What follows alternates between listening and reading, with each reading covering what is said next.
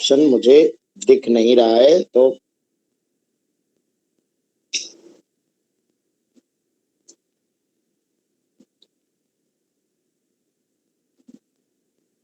और चौथा ऑप्शन है X and Y decay at the same rate always.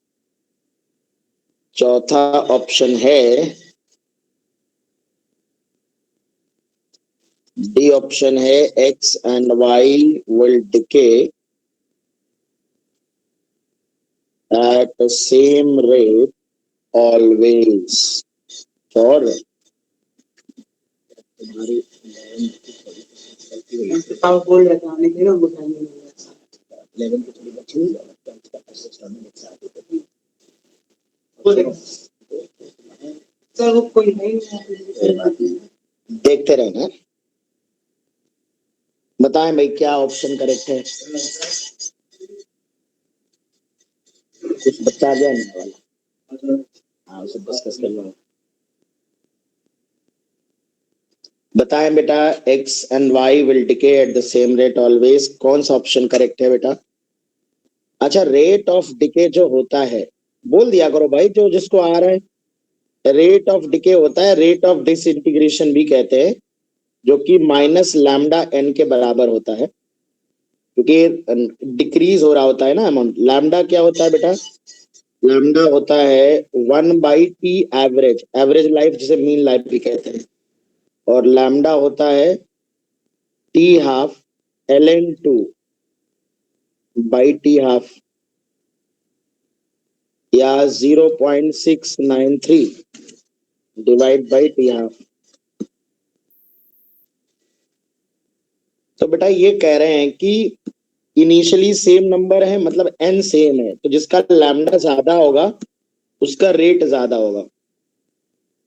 तो देखो मीन लाइफ जो पहले वाले का मीन लाइफ है वो सेम है, पहले वाले का हाफ लाइफ दूसरे के मीन लाइफ का सेम है। तो मान लेते हैं पहले का क्या लिखा है इन्होंने, half life period of x. तो एक्स का हाफ लाइफ अगर टी मान लें तो हाफ लाइफ टी है, तो लैम्डा 1 हो जाएगा 0.693 अपॉन टी, ये हाफ लाइफ। और lambda lambda 2 is equal to 1/t हो जाएगा, दूसरे का मीन लाइफ भी टी है और हाफ लाइफ। तो तुम देखो कौन बड़ा है, तो लैम्डा 2 बड़ा है लैम्डा 1 से, है ना बेटा। तो इनिशियल रेट जो होगा वो किसका ज्यादा होगा, लैम्डा 2 वाई का ज्यादा होगा। Y will decay faster than X. क्या लगता है बेटा, कोई डाउट है किसी को, बताएं बेटा। तो करेक्ट आंसर है, लैम्डा के बेसिस पे हम बता सकते हैं बेटा, dn/dt जो होता है इसे अपन एक्टिविटी भी बोलते हैं, रेट ऑफ डिके बोलते हैं, रेडियो एक्टिविटी बोलते हैं, सिर्फ एक्टिविटी बोलते हैं, रेट ऑफ डिसइंटीग्रेशन भी बोलते हैं, सब कुछ बोलते हैं। ओके, चलिए तो कहानी को अब हम आगे बढ़ाते हैं। और अगला क्वेश्चन बहुत ही प्यारा सा शानदार क्वेश्चन है, उसकी तरफ हम बढ़ेंगे। आइए भाई कहानी को हम आगे बढ़ाते हैं।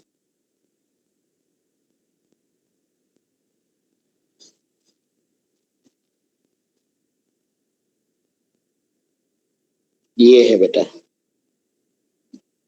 इन्होंने कहा है कि a sample of radioactive nucleus A disintegrate to another radioactive nucleus B which turns disintegrate to C, यानी ये सक्सेसिव डिसइंटीग्रेशन है बेटा, A से B और B से C जा रहा है। इससे रिलेटेड लेक्चर मैंने बहुत विधिवत डिस्कस किए हुए हैं, रिकॉर्डेड लेक्चर आपको मिल जाएंगे अगर आपने नहीं देखे हैं अभी तक। तो A से B में जा रहा है बेटा, B से C में जा रहा है। Plot of a graph showing the variation of number of atoms of B. B का मतलब अमाउंट क्या होता है बेटा। तो 4 ग्राफ बने हुए हैं, बाकी के 2 ग्राफ दिख नहीं रहे, मैं बाकी की आधी पिक्चर भी आपको भेजता हूं।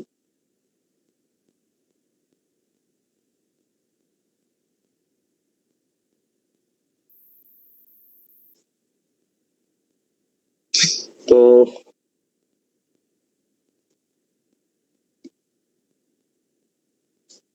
ये बाकी की आधी पिक्चर है।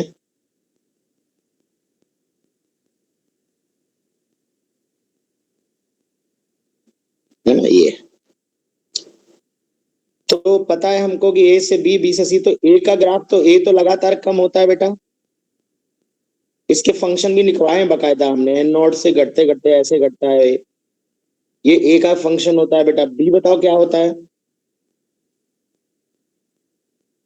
बी याद करो, पहले बढ़ता है फिर घटता है, याद आ रहा है कि नहीं। और ये टी नॉट टाइम होता है जहां बी मैक्सिमम होता है।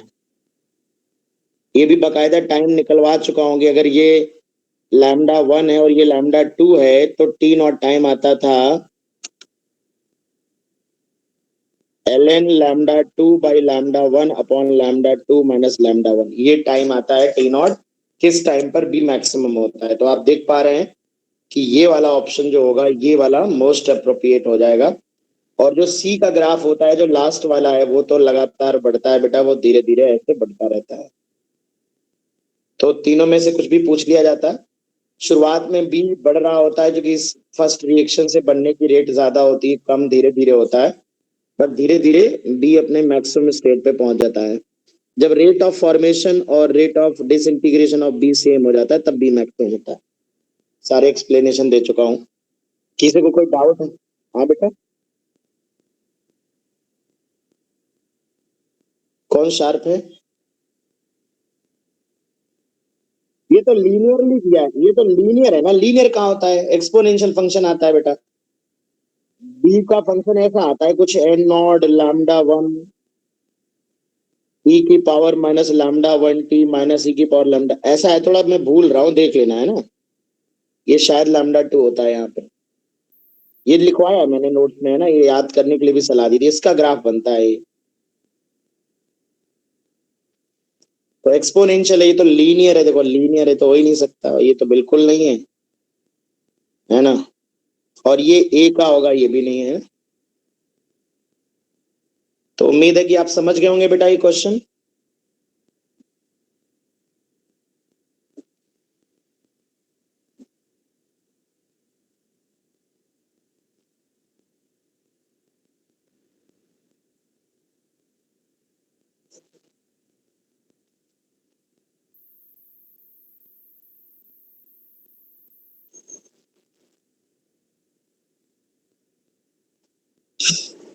चलिए, अब आप लोग इस क्वेश्चन को ट्राई करिए भाई, ऐसे काम नहीं चलेगा।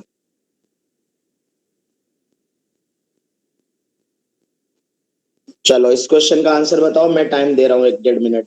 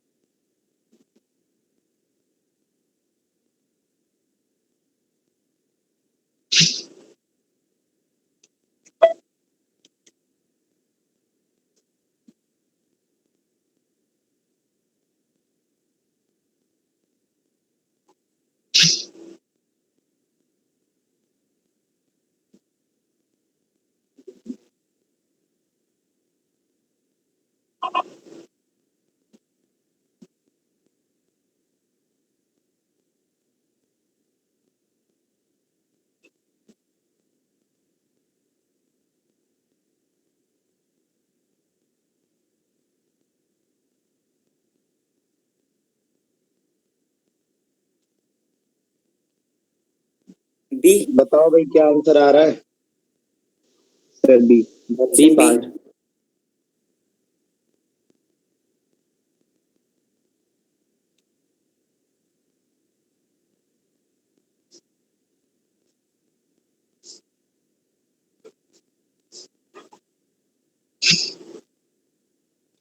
बी पार्ट आ रहा है।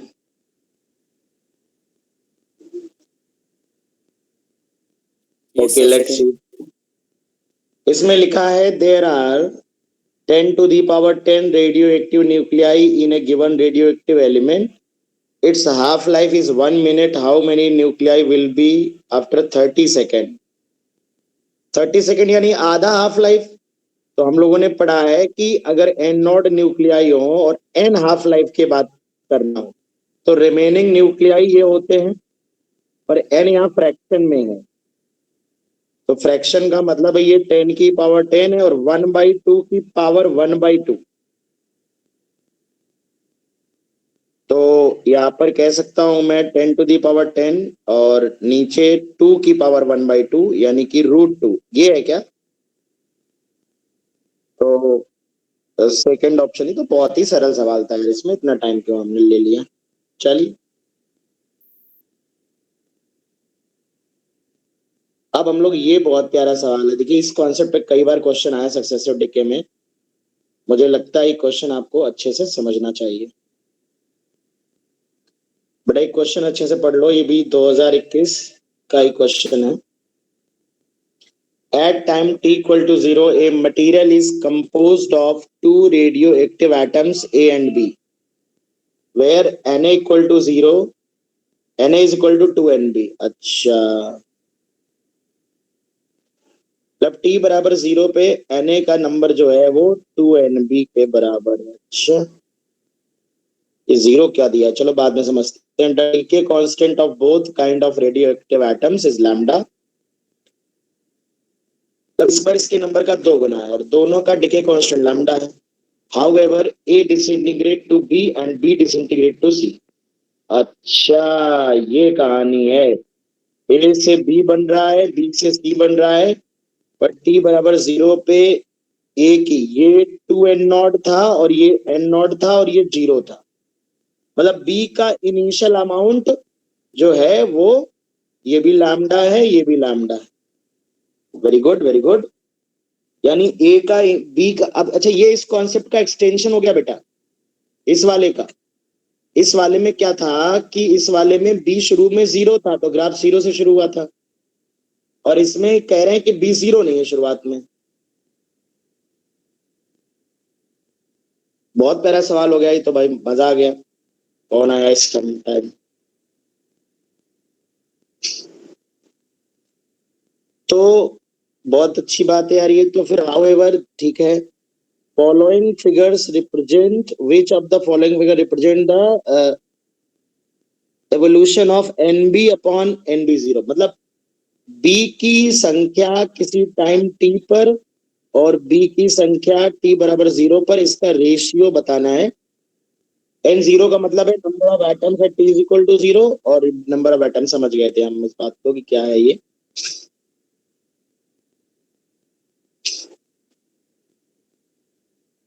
तो ये बहुत ही अच्छा क्वेश्चन है। चलो भाई बच्चों ट्राई करो, इसमें कुछ ग्राफ्स है, मैं कौन कौन से ग्राफ करेक्ट होंगे मैं ग्राफ इस पे कनेक्ट लिंक कर देता हूँ।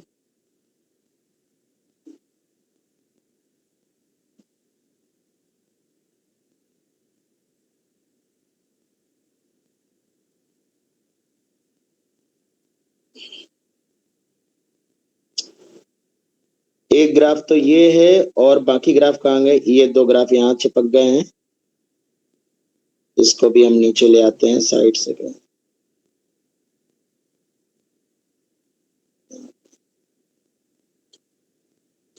हाँ ठीक है।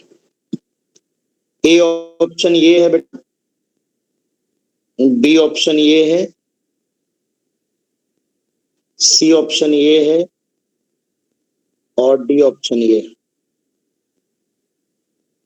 फिर से क्वेश्चन सही से पढ़ लो, सब लोग अच्छे से पढ़ लो क्वेश्चन, और इस क्वेश्चन को अच्छे से ट्राई करो, सोच समझ के बताओ मुझे आंसर क्या होगा। ये मेरे हिसाब से ये ऐसा क्वेश्चन है जो जेई मेन और एडवांस दोनों में आ सकता है। ये बहुत प्यारा सवाल है,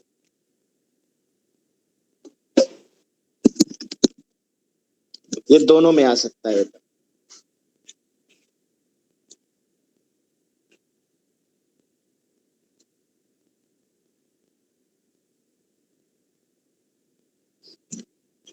ये भी सक्सेसिव डिसइंटीग्रेशन है बेटा, देखो सीधे क्लास में पढ़ाई हुई चीजें आ जाती हैं, ए से बी, बी से, लेकिन बदलाव क्या है? टी बराबर जीरो पर ये एन नॉट है, जीरो नहीं है। जीरो वाला हम क्वेश्चन कर चुके हैं। जीरो होता है तो ये ऐसा ग्राफ बनता है, इंक्रीजिंग डिक्रीजिंग।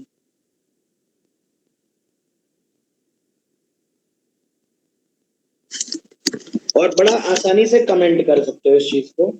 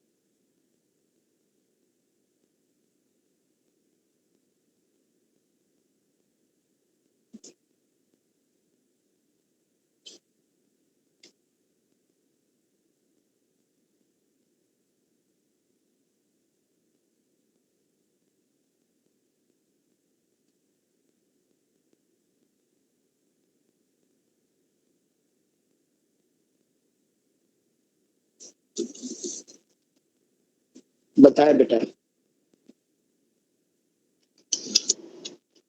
ये शुरुआती दिया गया है रेशियो की, जो ए के नंबर ऑफ न्यूक्लियाई हैं वो बी की न्यूक्लियाई के दो गुने हैं, तो हमने बी के नॉट मान लिए। हाँ बेटा, कौन सा वाला? बी और सी एक जैसे हैं, देखिए, बस डेटा की कमी है।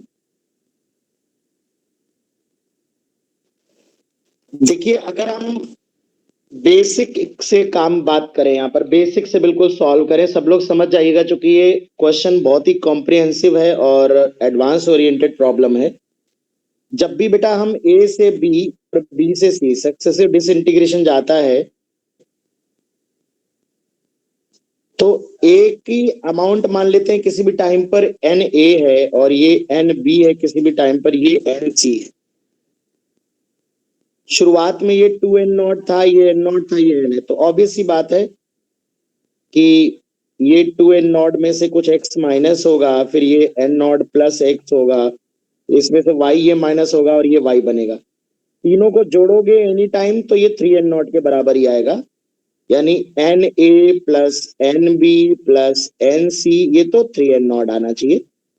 और जब ये जीरो होता है एन नॉट, जो यहाँ पर एन नॉट बी दिया है, ये हमने जीरो लेके सॉल्व किया है क्लास में, ये थोड़ा वेरिएशन कर दिया है, तो ये तब टू एन नॉट हो जाता है, जो भी ए का अमाउंट होगा। खैर उससे क्या लेना देना नहीं, जब सॉल्व करेंगे तब देखेंगे। तो यहाँ अगर लैम्डा वन होता है और यहाँ लैम्डा टू होता है, फिलहाल यहाँ पर जो है वो लैम्डा वन लैम्डा टू अलग अलग है बेटा, लैम्डा और लैम्डा है। तो अगर मैं ए के लिए लिखूं रेट ऑफ डिसइंटीग्रेशन, तो minus D N A by D T, और ये लैम्डा इंटू एन ए आएगा। तो जब इसको सॉल्व करोगे बेटा, तो एन ए तो सिंपल वही आएगा, जो भी इनिशियल लिमिट होगी टू एन नॉट ई की पावर माइनस लैम्डा टी, ये ए का फंक्शन है। खैर ये नहीं पूछा हमसे, बी पूछा है। बी के लिए बेटा जब डिसइंटीग्रेशन लिखोगे तो बी क्या है बेटा, दो रिएक्शन है यहाँ पर। यहां से तो बी बन रहा है, मुझे उम्मीद है कि रेट लॉ लिखना आता होगा। इस रिएक्शन से बी बन रहा है तो रेट ऑफ फॉर्मेशन हो गया, और इससे कम हो रहा है तो रेट ऑफ डिसइंटीग्रेशन हो गया। जो रेट ऑफ फॉर्मेशन है वो इसके डायरेक्टली प्रोपोर्शनल होगा, रेट ऑफ डिसइंटीग्रेशन में बी से सी में सबस्ट्रेट मॉलिक्यूल बी है तो इसके प्रोपोर्शनल होगा। तो जो net rate of formation of B होगा वो लैम्डा टाइम्स एन ए इस रेट से बन रहा है, और लैम्डा टाइम्स एन बी इस रेट से कम हो रहा है। This is net rate of formation. N A का फंक्शन आप जानते हो बेटा, lambda two N not E की power minus lambda T minus lambda N B. Lambda common आ जाएगा बेटा, ये एक लीनियर डिफरेंशियल इक्वेशन है बेटा, ये लीनियर डिफरेंशियल इक्वेशन है जिसका आप सोल्यूशन निकाल लोगे। एक सेकेंड,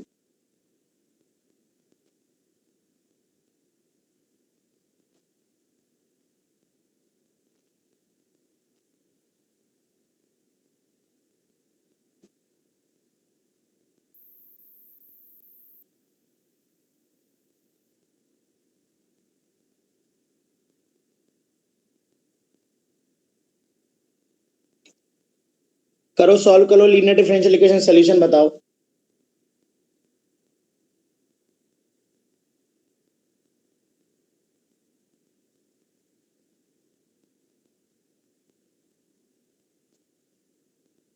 शैलेंद्र, जो ऊपर जाने वाले हैं जीने वाले, वो अभी बनवा लो बस, है ना, ग्रुप पे डाल दो जरा देखो। और बाकी जो फ्लैग्स ऊपर लगेंगे ग्लासेस में, उनका कंटेंट थोड़ा अलग रहेगा। अभी ऊपर ग्लासेस वाले मत बनवाओ, सिर्फ जीने वाले और दीवार वाले बनवा लो, कि जो हम चढ़ते वक्त एरो लगा के दिखाएंगे, ठीक है।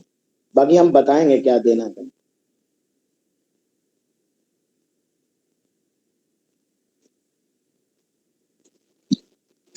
बताओ भाई, क्या सोल्यूशन आएगा इस डिफरेंशियल इक्वेशन का? बी का फंक्शन निकालो बेटा। Sir, and not by 2 e to the power minus lambda t 1 plus 2 lambda t. Solution निकाल लिया, एन बी बराबर। Yes sir. सही से तो बोलो बेटा फिर से श्रेयांश। सर आपने b के इनिशियल एंड नॉट लिए हैं। बी की इनिशियल एन नॉट है, हाँ।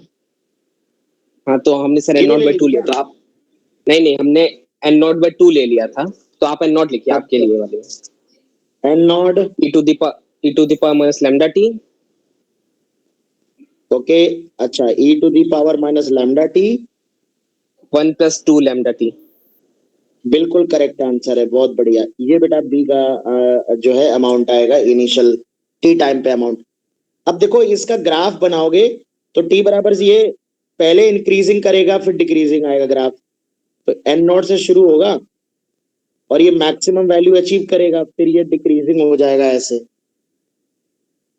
तो ये मैक्सिमा कब अचीव करेगा ये इंपॉर्टेंट है। तो for maxima dn by dt, maxima minima के लिए डेरिवेटिव जीरो कर लेंगे। तो डेरिवेटिव जीरो करोगे जब इसका डिफरेंशिएशन, तो e की पावर एन नॉट ई की पावर माइनस लैम्डा टी ऐसे रखो, इसका डिफरेंशिएशन आएगा 2 लैम्डा और plus 1 plus 2 lambda T minus lambda E की power minus lambda T into N nought. ये जीरो कर दो, तो यहां से टी की वैल्यू 1/2 लैम्डा आएगी बेटा। तो 1/2 लैम्डा वाला ज्यादा बेटर होगा। तो ये इस तरह का क्वेश्चन आएगा। अब देखो क्वेश्चन क्यों अच्छा है, क्योंकि देखो दो ग्राफ आइडेंटिकल, ये भी दिया है और ये भी दिया है। अब बिना सॉल्व करे काम नहीं चलेगा। अब इन दो में कोई एक ऑप्शन ना दिया होता तो हम यही टिक कर देते, क्योंकि हमें पता होगा पहले बढ़ रहा है फिर घट रहा है ना। तो ये यहाँ पर मेन लॉजिक होता है बेटा, रेट लॉ लिखना होता है बी के लिए आपको। और सी का तो कंटिन्यूअस इंक्रीजिंग ग्राफ बनेगा। और सी जरूरत ही नहीं निकालने का, सी तो ऐसे हो जाता है 3n nought minus N A minus N B, सी तो ऐसे ही आ जाएगा। सी तो ऐसे घटा दोगे बस ए और बी जोड़ के तो ही आ जाएगा।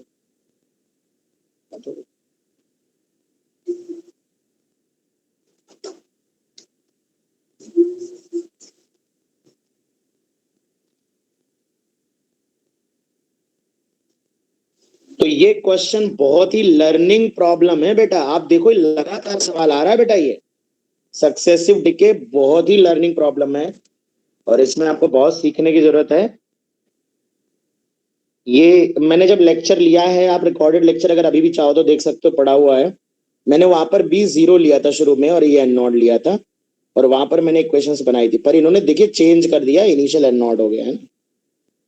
चलिए, तो ये बहुत अच्छा क्वेश्चन लगा मुझे, बहुत ही प्यारा लगा, नया सवाल था एकदम।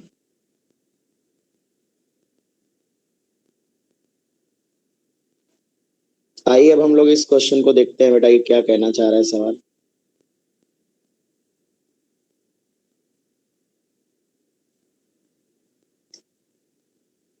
बेटा ये क्वेश्चन कह रहा है कि थ्योरेटिकल क्वेश्चन है, consider the following statements A B C D E. 5 statement है बेटा। स्टेटमेंट ए कह रहा है कि atoms of each elements emit characteristics spectrum. अच्छा, according to Bohr's postulate, an electron in hydrogen atom revolves in a certain stationary orbit. in a certain stationary orbit. Okay, in a certain stationary orbit. ये भी देख लेंगे भाई क्या है. The density of nuclear matter depends on the size of nucleus. तो गलत, ये पक्का. डेंसिटी ऑलमोस्ट सभी न्यूक्लियस की सेम होती थी, याद करिए हमने डिस्कस किया था. और 10 की पावर 18 के ऑर्डर की होती थी. 10 की पावर 17 18 के ऑर्डर की होती थी kg per meter cube में. A free neutron is stable but a free proton decay is possible. A radioactivity is an indication of the instability of nuclei. Choose the correct answers from the options given below. मतलब which of the following statements consider the following. Correct कौन कौन से statement है ये बेटा आपको बताना है. कौन कौन से करेक्ट स्टेटमेंट है बताइए बेटा. कौन कौन से स्टेटमेंट करेक्ट लग रहे हैं. इसी के ऑप्शन है, मतलब ABCD सारे करेक्ट हैं. फिर बी ऑप्शन में लिखा है एक ABE करेक्ट है. बी ऑप्शन ये है ABE ओनली. सी ऑप्शन है बेटा B एंड D ओनली. और E ऑप्शन है बेटा AC and E only. Yes sir, AB. ABE. अच्छा, बाकी लोगों का क्या विचार है.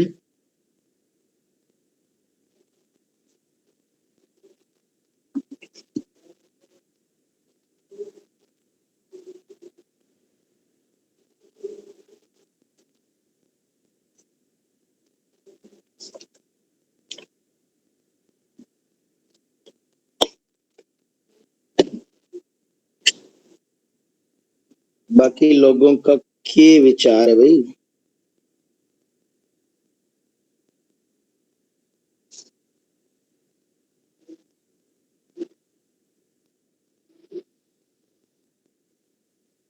atoms of each nuclei क्या atoms of each element emits characteristic spectrum.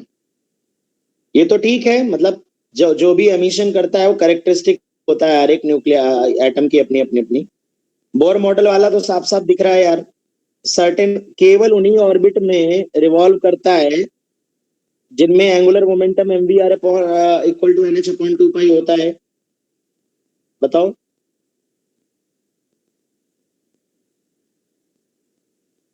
सी बताओ भाई. सी फॉल्स है चूंकि सभी की डेंसिटी 10 की पावर 17 अगर मुझे करेक्ट याद है तो किलोग्राम पर मीटर क्यूब के ऑर्डर की होती है. और ये लगभग 3 इंटू कुछ समथिंग था, शायद 1.7 या 1.3.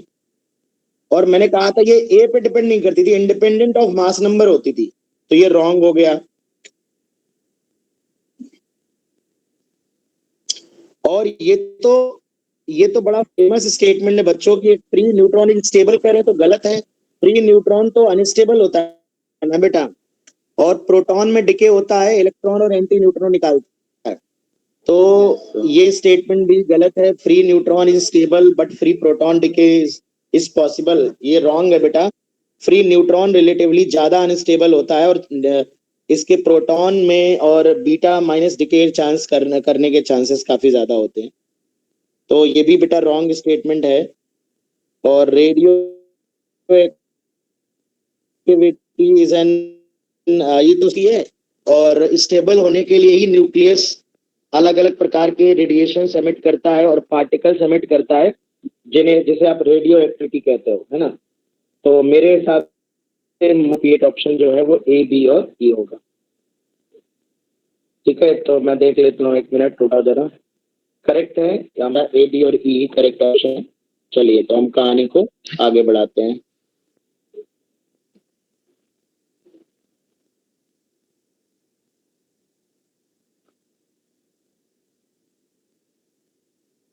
चलिए बेटा इस क्वेश्चन को ट्राई करिए. इसका डी ऑप्शन में लिख देता हूं. और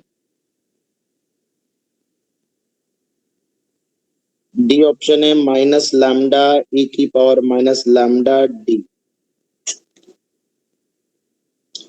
सवाल कुछ इस तरह से है बेटा कि if F denotes the ratio of the number of nuclei decayed to the number of nuclei.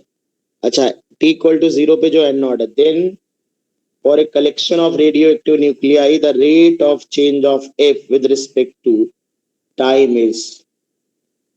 तो बड़ा बेसिक सवाल है बेटा, जल्दी से कर दो, जल्दी से कर दो इसको तो बस तुरंत। दो ऑप्शन देखिए, एक जैसे हैं, प्लस भी है और माइनस भी है।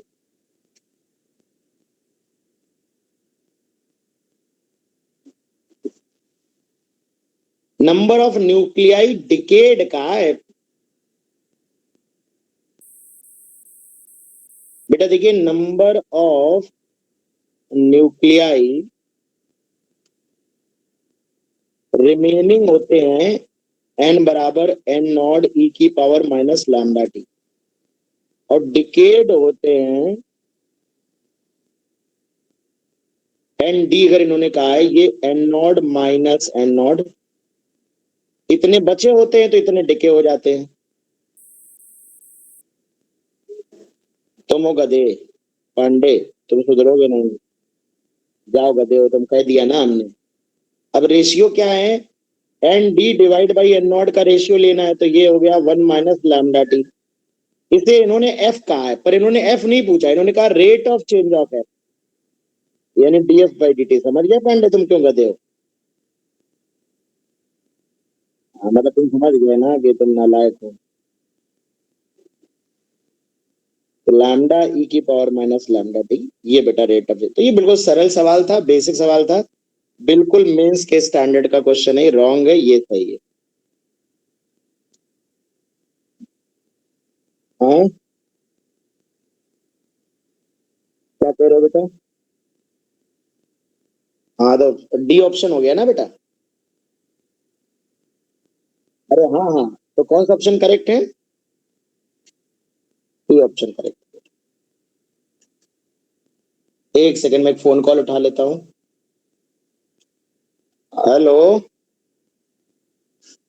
राम राम भैया, कैसे हैं आप? हाँ, और क्या चलेगा यार, टीचर कहाँ दिखेगा तुम्हें क्लास में? गंगा मेला है, ऐसे ही एक ऑनलाइन क्लास ले रहे थे बच्चे, नालायक हैं थोड़े, पढ़ते लिखते नहीं, तो हमने कहा थोड़ा बहुत पढ़ा लिखा दे, ऑनलाइन ले रहे थे। क्लास के बाद फोन करते हैं। ठीक ठीक।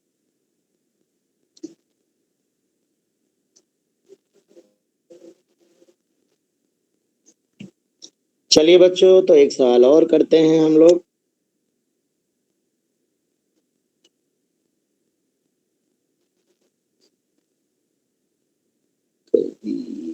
मेरी दिल,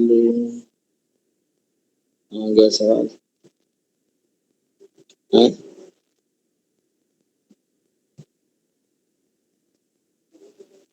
अबे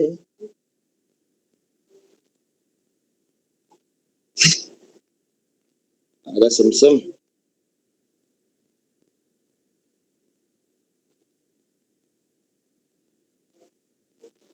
बताओ भाई।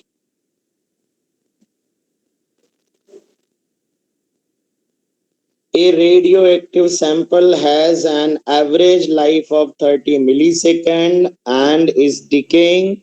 A capacitor of capacitance of charge, this first charged and later connected with resistance R.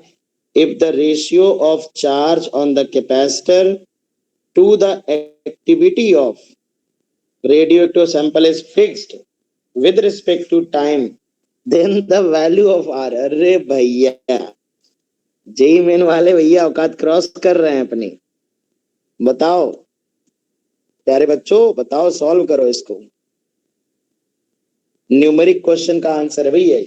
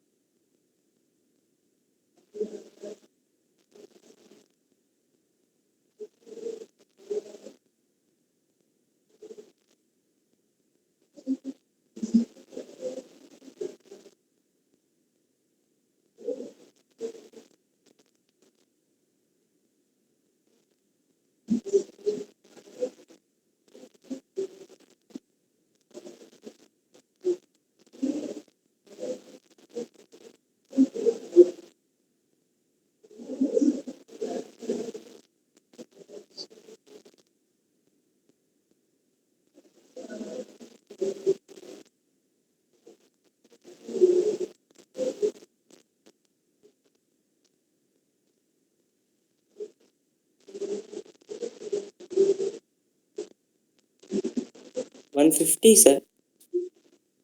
हाँ बेटा 150। 150 is the correct answer.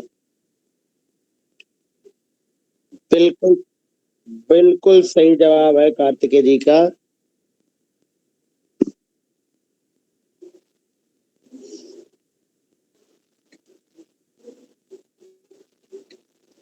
देखिए भाई हम करते हैं इसको। कह रहे हैं radioactive sample has average life this 30 milli second. तो एवरेज लाइफ का मतलब होता है लैम्डा की वैल्यू होती है 1/T एवरेज,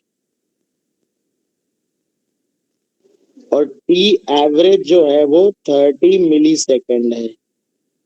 बहुत बढ़िया, बाद में यूज कर लेंगे। तो लैम्डा 1/30 मिली सेकेंड आएगा।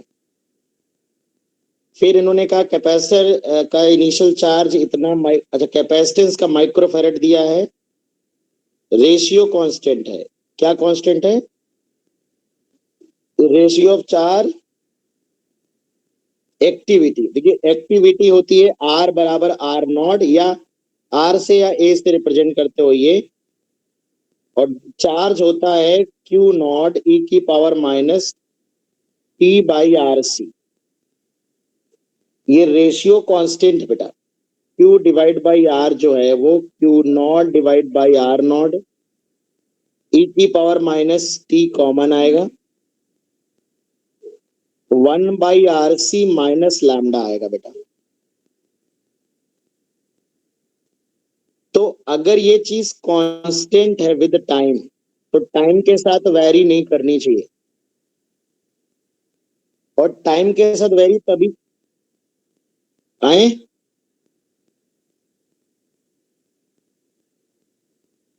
हाँ ये वाली चीज बराबर हो जाए बेटा।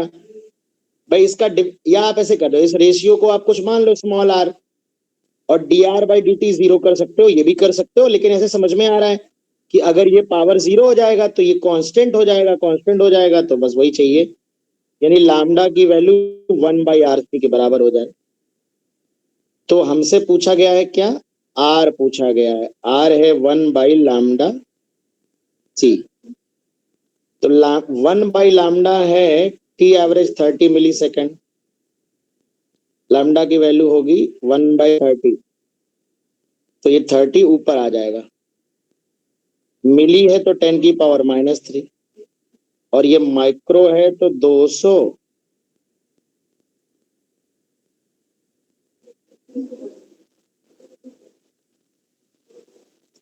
तो ये 3 के नीचे 3 0 डिवाइड बाई 20, 150 आ जाएगा सही जवाब। कितना प्यारा सवाल है, देखिए कितना बढ़िया बेसिक रिलेट किया है, एक्टिविटी का प्रयोग भी कर लिया, मैथ्स भी यूज कर ली, और रेडियो एक्टिविटी भी यूज कर ली। कितना शानदार सवाल, मतलब बिल्कुल लॉजिकल क्वेश्चन, एकदम आराम से टू द लेवल क्वेश्चन इसे कहते हैं। ये है अच्छे क्वेश्चन की पहचान।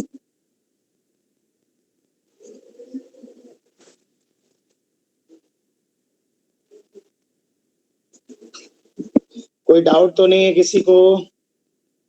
यहाँ पर अगर आप बच्चों डायरेक्ट ऑब्जर्व नहीं कर पा रहे हो कि ये कांस्टेंट इसको जीरो करने से होगा, तो आप इसको डिफरेंशिएशन जीरो कर दोगे तो भी आपको मिल जाएगी कि कहानी क्या है बेटा।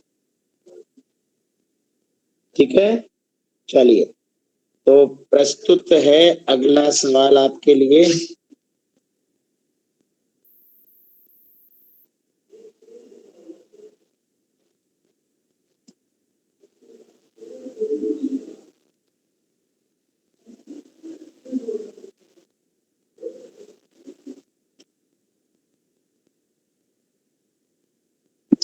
From the given data, the amount of energy required to break the nucleus of aluminum is this.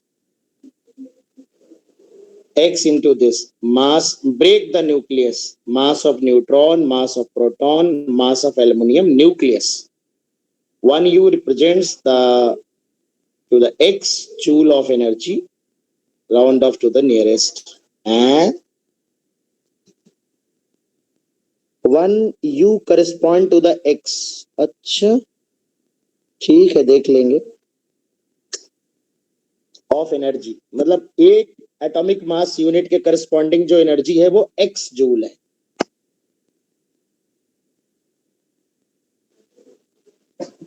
हम्म, 931।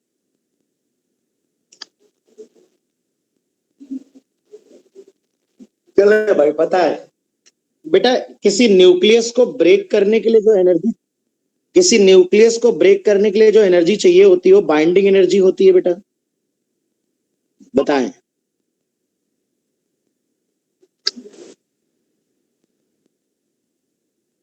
तो बेसिकली बाइंडिंग एनर्जी पूछा है और इन्होंने कहा है, जैसे याद करो 1 AMU के करस्पॉन्डिंग जो एनर्जी होती है वो nearest integer 931 mega electron volt होती है। पर उन्होंने देखिए कंफ्यूज कर दिया है। इन्होंने ये ना कह के इन्होंने कहा कि 1 AMU की जो एनर्जी है वो x जूल को करस्पॉन्ड कर रही, correspond to the x joule. तो बताना है आपको कि कितनी होगी भैया, ये कितने x जूल होगी।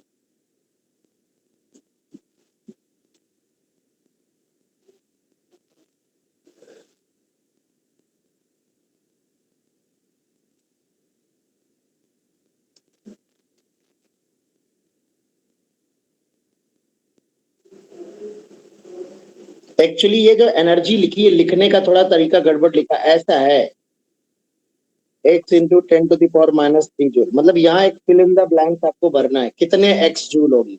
और x जूल एनर्जी जो है वो 1u यानी 1 AMU के करस्पॉन्डिंग है। ये है क्वेश्चन बेटा।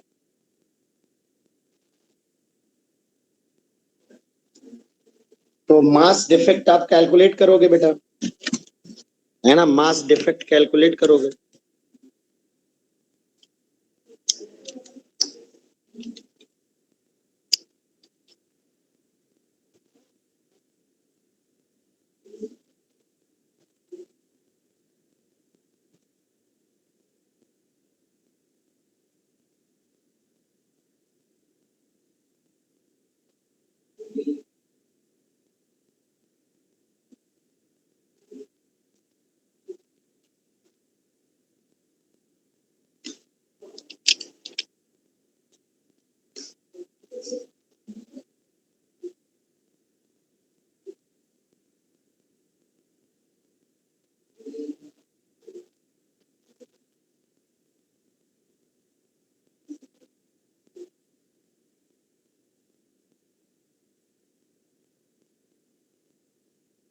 हाँ?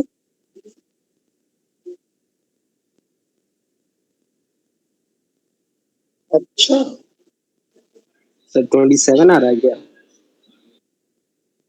बेटा आंसर है इसका 27। यस सर, आ रहा है।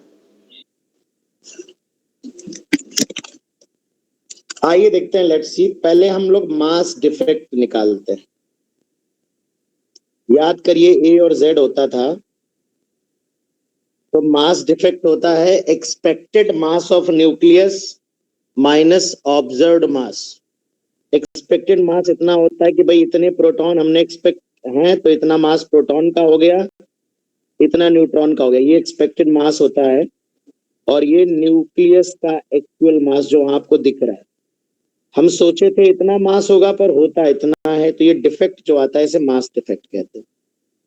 जैसे यहाँ पर इन्होंने एल्युमिनियम की बात करी, तो 13 प्रोटॉन है, तो 13 टाइम्स मास ऑफ प्रोटॉन। तो प्रोटॉन का मास ये दिख रहा है 1.00726 प्लस 14 न्यूट्रॉन हो गए 1.00866। ये एक्सपेक्टेड मास है। इसमें से न्यूक्लियस का मास जो आ रहा है वो 27.18846। इसको जब घटा रहे हो आप, तो किसी ने घटाया है क्या, बताओ मुझे। Sir 2716 into 10⁻⁻⁵ 2716 into 10 to the power -5. -5, यानी कि मैं अगर गलत नहीं हूं तो डेसिमल के बाद एक जीरो यहाँ लगेगा ना, 0 पॉइंट। Yes, sir. ये एएमयू में आ रहा है या स्मॉल यू लिख सकते हो। अब इन्होंने कहा एक एएमयू के करस्पॉन्डिंग एनर्जी है x जूल, तो इतने एएमयू के करस्पॉन्डिंग जो बाइंडिंग एनर्जी होगी वो 0.02716 इंटू एक्स जूल। तो इसे मैं 27.16 into X joule into 10 to the power -3 लिख सकता हूं। तो ये जो x के साथ मल्टीप्लायर है ये 27.1 है, वो नियरेस्ट इंटीजर लिखना है, round off to nearest integer, तो आंसर विल बी 20।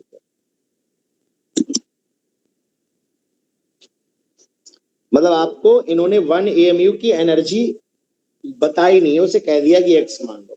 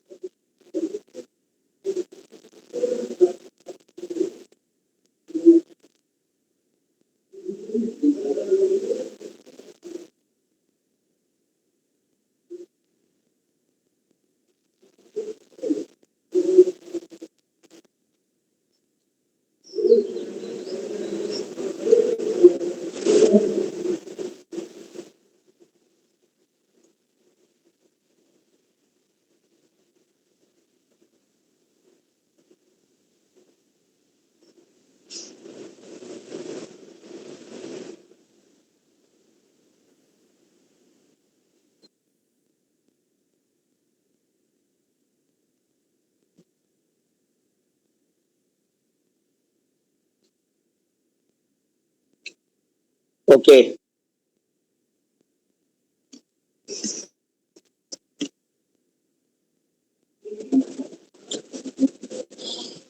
चलिए भाई आगे बढ़ते हैं।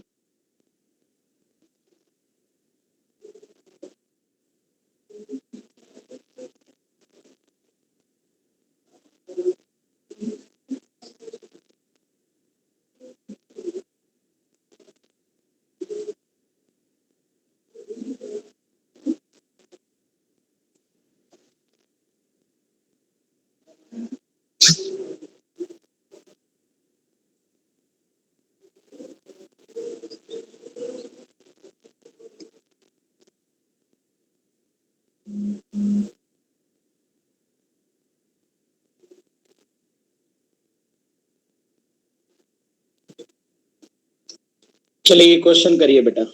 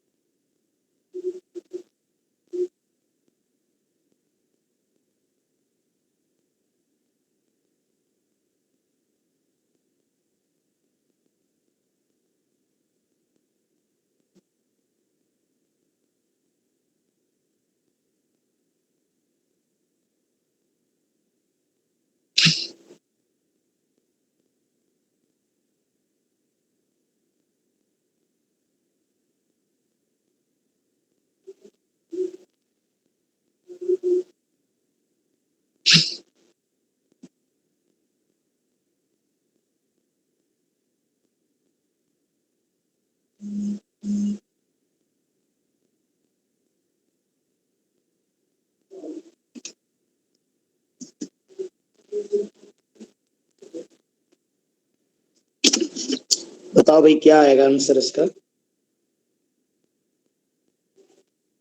Half life of AU 198 is 3 days. If atomic weight of AU is 198 gram per mole, then activity of this. अरे बेटा तो सीधा सीधा है, एक्टिविटी मतलब dn by dt।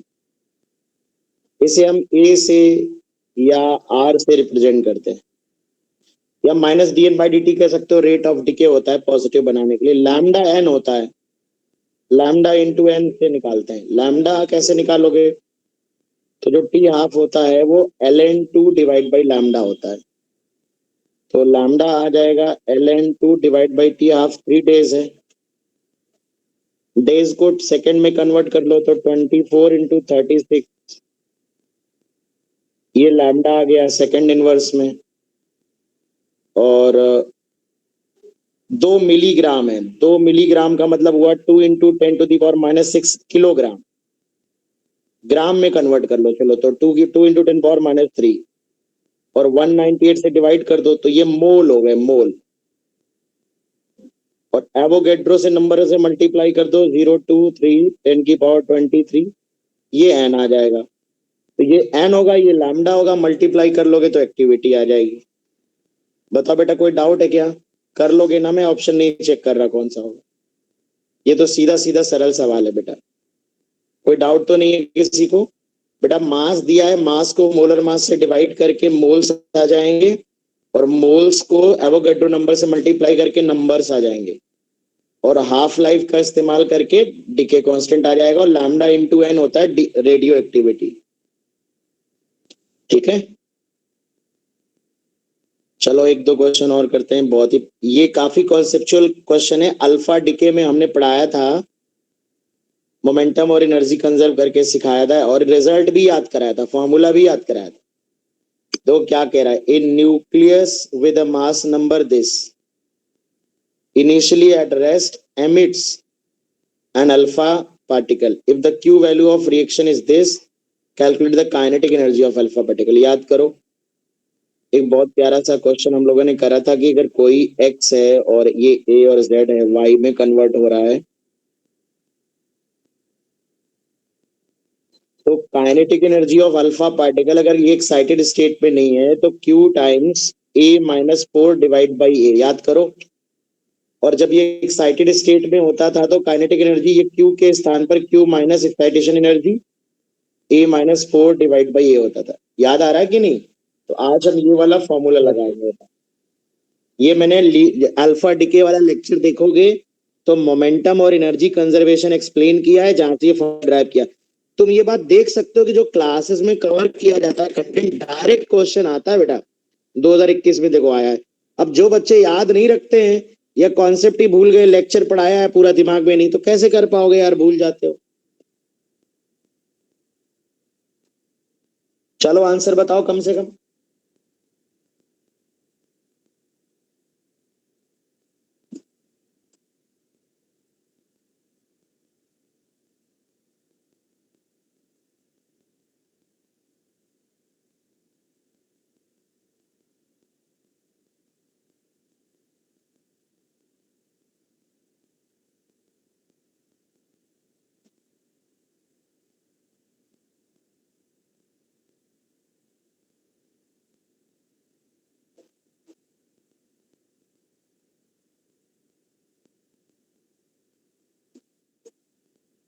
कितना आ रहा है बेटा, आ रहा है क्या, लास्ट पार्ट आ रहा है, चलो ठीक, देख लेना, मैं सॉल्व नहीं कर रहा। 5.5, और मैं आपको बता दूं ये प्रीवियस ईयर मुझे याद आ गया, ये आईआईटी एडवांस में आ चुका है क्वेश्चन, एग्जैक्ट यही क्वेश्चन आईआईटी एडवांस में आया, सीधे कॉपी किया है उन्होंने। 184 180 आ जाएगा डिवाइड बाई 184, 5.5 से थोड़ा सा ही कम आएगा, यही हो जाएगा, है ना।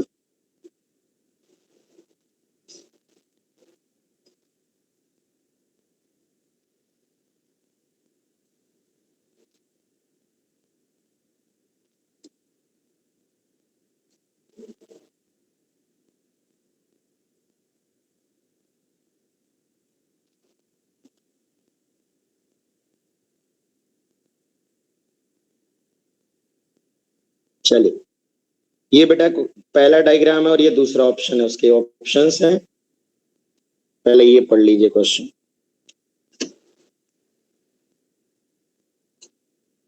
उसी को देखिए थोड़ा बहुत मॉडिफाई कर देते हैं ये लोग।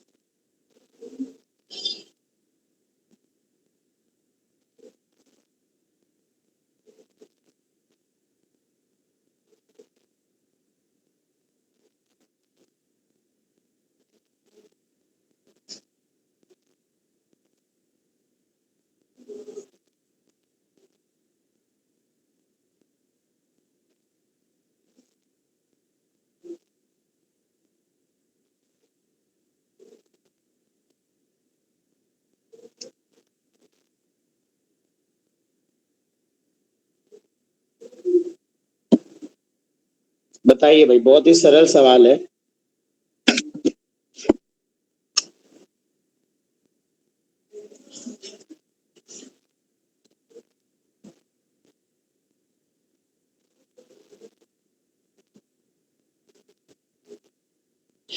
आर होता है आर नॉट ई की पावर माइनस लैम्डा टे। एल एन आर करोगे तो ये एल एन आर नॉट रहेगा माइनस लैम्डा टी। देखो ये लाइन तो बननी तय है। ये वाली वैल्यू होगी एल एन आर नॉट और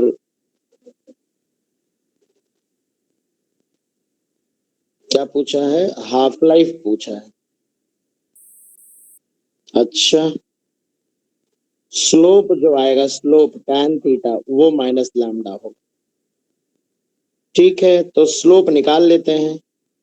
ये सेकंड है 40 और ये 6 है, तो ये स्लोप जो आ रहा है -6/40 और ये 1 स्लोप जो है वो लैम्डा है, तो लैम्डा आ जाएगा 3/20। हाफ लाइफ हो जाएगा 0.693/लैम्डा। ऐसा कुछ आ रहा है क्या? ऑप्शन है 4.6। चलो मल्टीप्लाई कर लो भाई, इसको देख लो।